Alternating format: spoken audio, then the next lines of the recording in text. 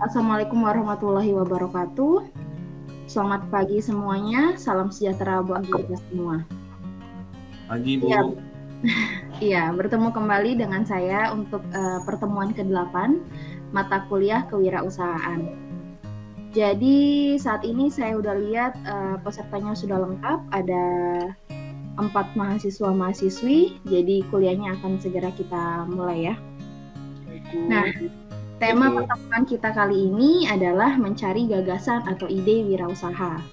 Jadi minggu kemarin saya sudah bagikan tugas individual melalui media e-learning untuk mengidentifikasi atau mencari usaha minimal 5 usaha di bidang industri yang berkaitan dengan industri pertambangan, baik itu sifatnya main bisnis maupun supporting bisnis atau industri-industri pendukung di sekitar usaha pertambangan. Jadi saya lihat kalian juga sudah mengumpulkan tugasnya dan sudah saya baca juga hasilnya. Jadi sekarang saya ingin salah satu dari kalian untuk berpartisipasi dalam perkuliahan ini untuk sharing hasil dari tugas kalian pada minggu sebelumnya. Ada yang bersedia untuk menjadi volunteer? Nadia jangan aku. Saya Bu. Iya, silakan saudara Nadia untuk ikut sharing mengenai hasil tugasnya tentang 5 usaha tersebut. Baik Bu, terima kasih atas kesempatannya. Jadi saya kemarin sudah sedikit Bu, sesuai dengan tugas yang Ibu berikan, usaha yang berhubungan dengan aktivitas pertambangan ataupun yang sifatnya pendukung ada 5. Yang pertama, startup digital di dunia tambang, yaitu sebagai platform bertemunya para pelaku industri pertambangan, perusahaan tambang, konsultan, dan kontraktor tambang untuk mencari dan berbagi informasi, memberikan solusi, dan sebagai penyedia data seputar pertambangan di Indonesia. Kemudian yang kedua adalah teknologi robot. Semakin berkembangnya zaman teknologi robot mengalami perkembangan yang cukup pesat. Usaha pengembangan robot di masa depan sangatlah bagus, tak terkecuali di bidang pertambangan. Teknologi ini dapat membantu kita dalam pengambilan bahan galian yang sulit dijangkau di PT Freeport menggunakan robot di tambang bawah tanahnya. Kemudian yang ketiga ada pelatihan SDM, pengadaan seminar dengan pengundangan seorang ahli yang dapat dijadikan solusi akan hal itu. Kita juga dapat melakukan pelatihan secara langsung seperti pelatihan K3, pemboran, peledakan, dan lain-lain. Kemudian yang keempat, usahanya itu membuka pertambangan sendiri. Usaha ini merupakan aktivitas utama pertambangan. Dengan membuka tambang baru, kita memberi pekerjaan pada masyarakat dan membuat ekonomi daerah sekitar yang lebih baik. Kemudian yang terakhir adalah kontraktor, yaitu penyedia jasa untuk penambangan overburden dan sewa alat untuk menggali batu bara dan lain-lainnya. Saya rasa itu Bu hasil yang sudah saya dapat sebelumnya. Iya, baik, menarik sekali ya Saudara Nadia, terima kasih atas sharingnya. Jadi menurut Saudara Nadia ada 5 usaha baik sifatnya main bisnis ataupun supporting bisnis di seputar industri pertambangan. Saya juga melihat tugas-tugas teman-temannya yang lainnya, baik itu Saudara Alex, Saudara Ade maupun Saudara Devi, ada yang menyebutkan tentang usaha-usaha yang menurut saya menarik juga untuk kita bahas. Misalnya ada yang menyebutkan tentang auditor SNKP, sistem manajemen keselamatan pertambangan. Ada juga yang menyebutkan usaha catering untuk menyediakan jasa untuk penyediaan makanan segala macam untuk karyawan usaha pertambangan itu sendiri. Jadi banyak, ada APD dan segala jenisnya untuk kelengkapan dari pegawai dalam melakukan aktivitas pertambangan. Jadi izinkan saya sharing sebentar untuk PPT ya.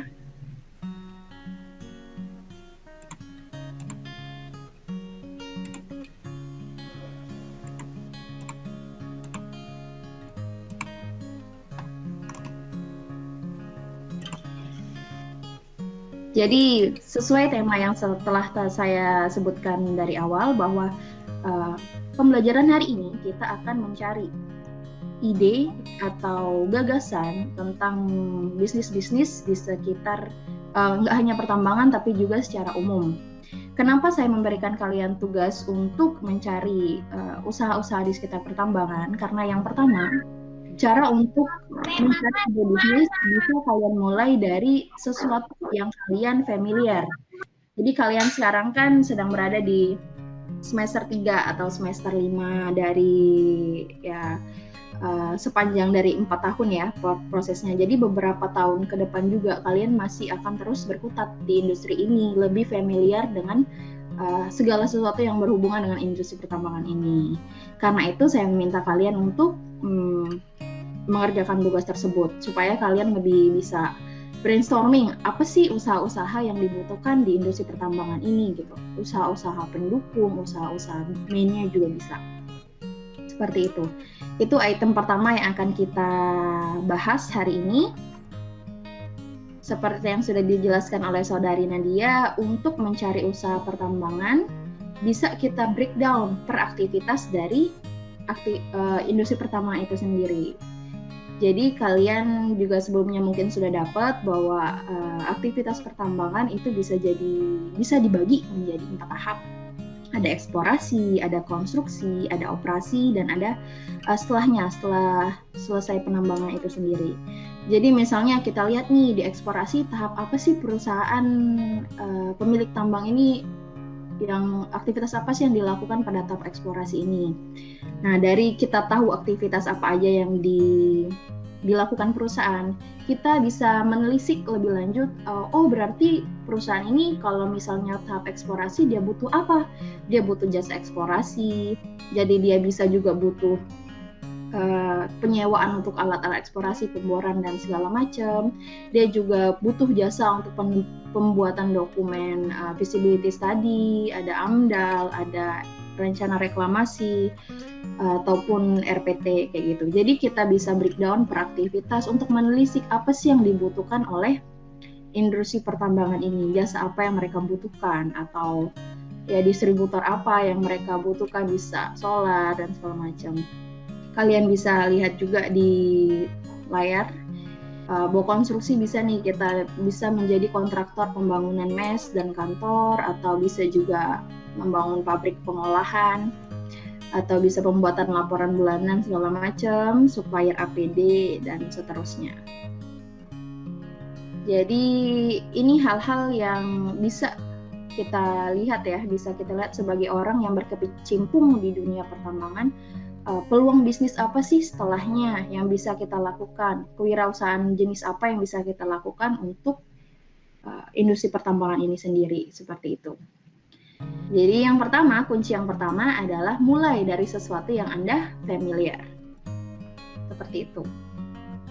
Cara kedua yang bisa Anda lakukan untuk untuk menemukan ide atau gagasan bisnis, yang kedua adalah pertimbangkan kepribadian diri Anda sendiri, kayak gitu.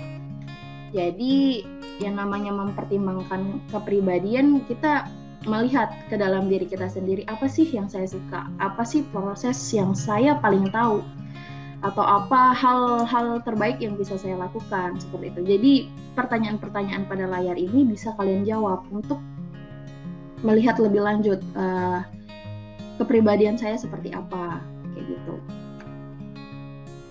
Jadi saya ingin menghubungkan jenis usaha dengan kepribadian yang Anda miliki, gitu.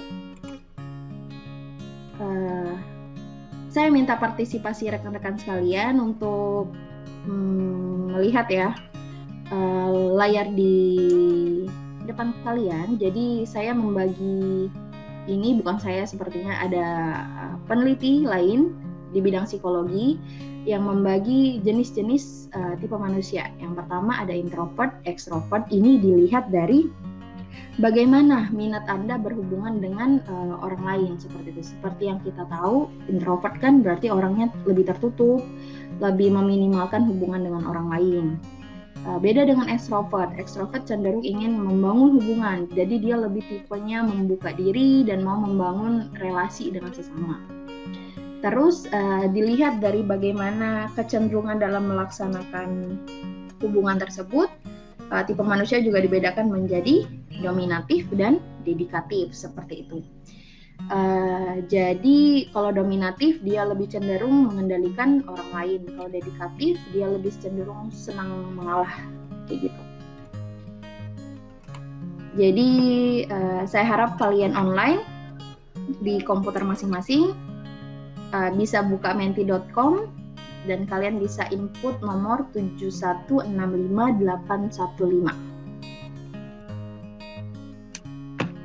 Ini One Week nih. Menti itu apa, Bu? Menti itu seperti platform yang bisa bisa mengizinkan penggunanya untuk melakukan polling secara cepat dan real time. Seperti itu.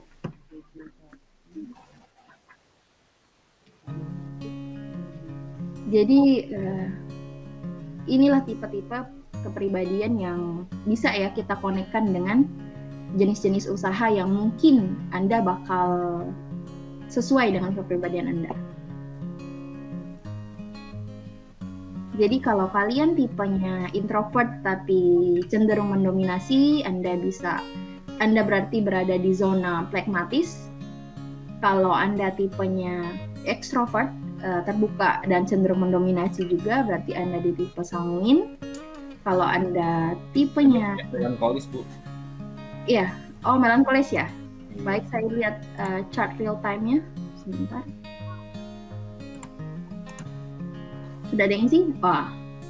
Ini ada satu yang bersifat sanguin, artinya dia ekstrovert dan dominatif. Ada satu yang bersifat koleris atau ekstrovert dan dedikatif. Mana dua lagi ini? Dua lagi sepertinya sedang. Sudah, Bu, maaf Bu, terlambat. Oh ya, ada dua orang yang koleris dan satu yang sanguin. Kita lanjutkan saja. Berarti kalau saya koleris atau saya sanguin, tipe usaha apa sih yang cocok bagi saya? Jadi kita melihat itu ya. Ini maksudnya nggak plek-plek kita mesti tiru, tapi mungkin Anda bisa menemukan usaha yang cocok dengan Anda melalui jenis kepribadian Anda sendiri. Jadi tadi ada satu sanguin dan dua koleris. Kalau Anda bersifat tipenya sanguin, berarti Anda cocok dengan usaha-usaha yang sifatnya konsultatif. Kalau Anda koleris, berarti Anda cocok di bidang jasa atau memberikan servis dan pelayanan. Bisa dilihat sini kalau misalnya saya jenisnya sanguin dan cocok dengan consulting bisnis, Anda bisa membuka usaha konsultan, membuka jasa kursus atau pelatihan, bisa membuka pusat kebugaran juga. Perdagangan ini, kalau perdagangan itu seperti menjadi distributor atau sejenisnya. Dan untuk yang koleris, mungkin yang cocok bagi Anda adalah jasa-jasa yang bersifat pelayanan, jasa-jasa usaha yang bersifat pelayanan. Seperti ya di sini juga bisa terlihat ada bengkel, kontraktor, bisa salon, penginapan, makelar dan sebagainya. Seperti itu. Jadi ini poin kedua dari pembelajaran kita hari ini, bahwa kita bisa mencari ide atau gagasan dengan melihat kepribadian kita sendiri. Seperti itu. Tahap yang ketiga bisa kreatif adaptor, artinya Anda bisa menjadi seorang adaptor. Apa sih adaptor, Bu?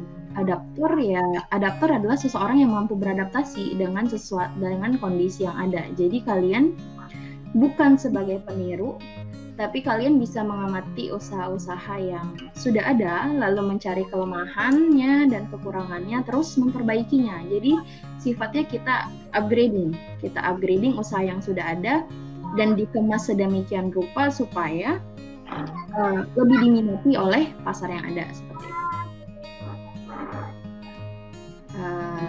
cara-cara yang bisa kalian lakukan untuk menjadi kreatif adaptor ini bisa dilihat. Kalian bisa mempelajari industri yang sudah ada juga, bisa mengkaji, oh tren ekonomi sekarang ini bagaimana sih, kayak gitu. Oh, masyarakat sekarang ternyata untuk generasi milenial lebih konsumtif, mereka suka konsumsi kopi dan sebagainya, nongkrong di kafe, begitu. Oh, bagaimana sih saya bisa mengupgrade-nya atau menyesuaikannya dengan kondisi sekarang. Itu juga masuk di analisis perubahan sosial. Seperti sekarang tidak sulit bagi kita untuk berkumpul dan segala macam, jadi banyak usaha kopi yang menyediakan produk dalam bentuk literan dan sebagainya, seperti itu. Jadi kita harus terus beradaptasi secara kreatif.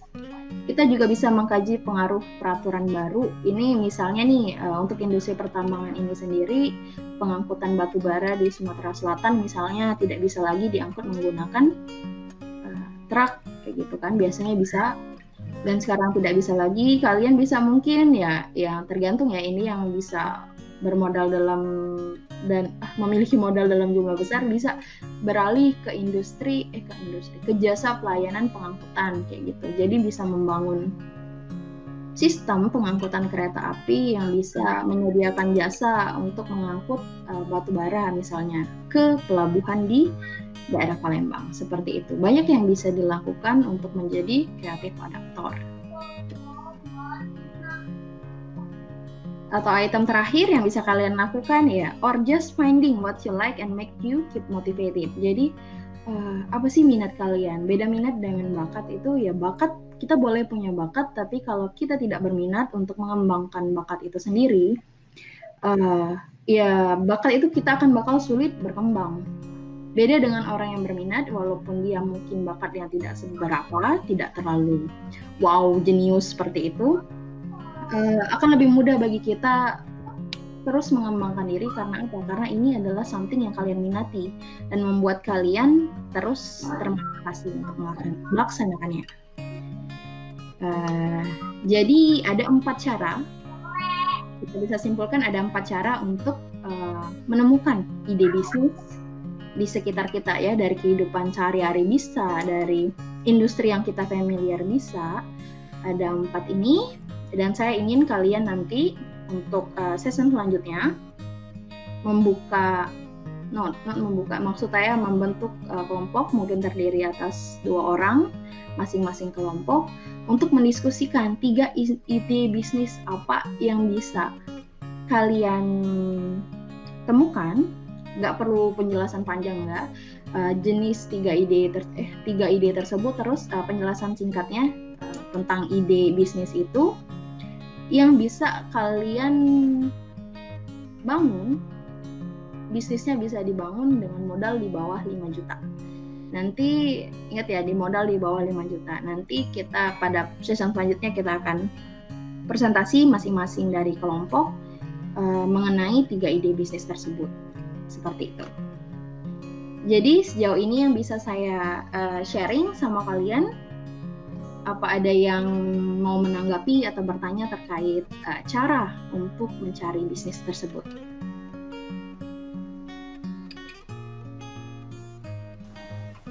Ada?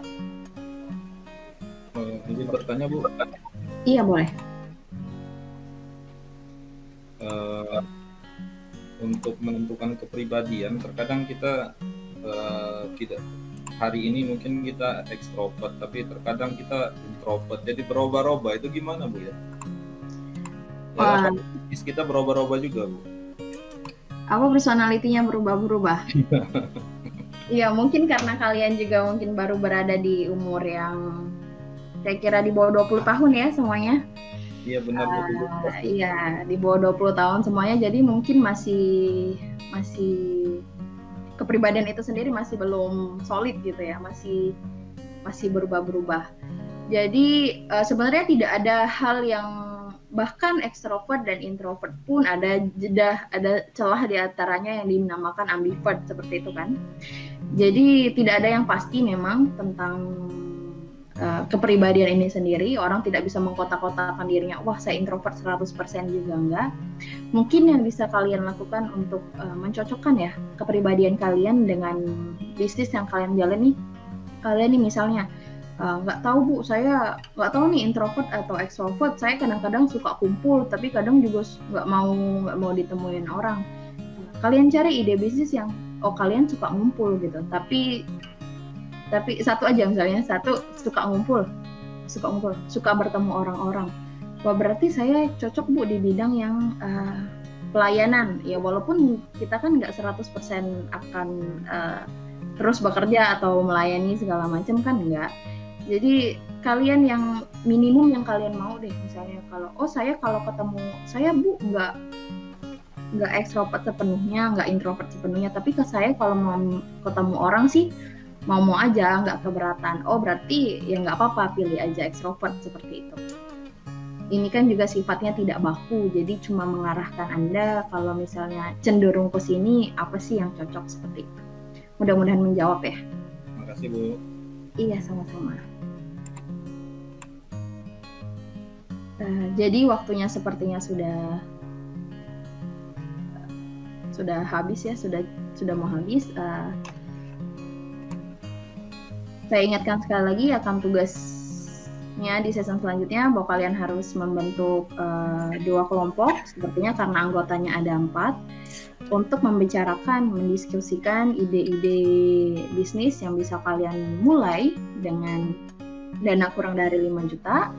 Setelah kalian mendiskusikan berdua seperti itu, nanti kita akan sharing lagi seperti ini dan akan kita bahas lebih lanjut.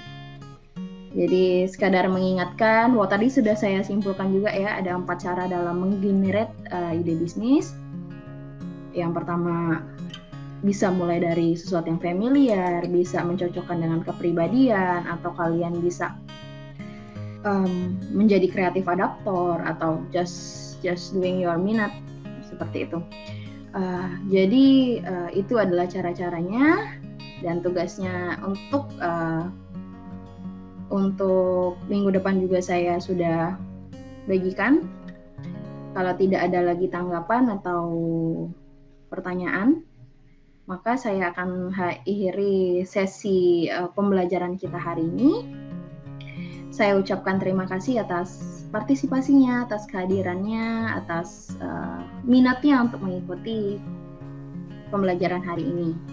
Dan stay alert ya, bahwa kemungkinan di masa depan itu banyak, berbeda-beda. Kalian tidak bisa mengkotak-kotakan diri kalian, saya harus jadi sarjana tambang, kerja tambang, enggak.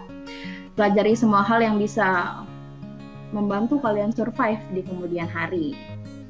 Jadi hal-hal inilah, baik soft skill, hard skill, yang kalian butuhkan untuk kemajuan di masa depan. Oke, saya rasa demikian. Terima kasih atas semuanya. Selamat pagi.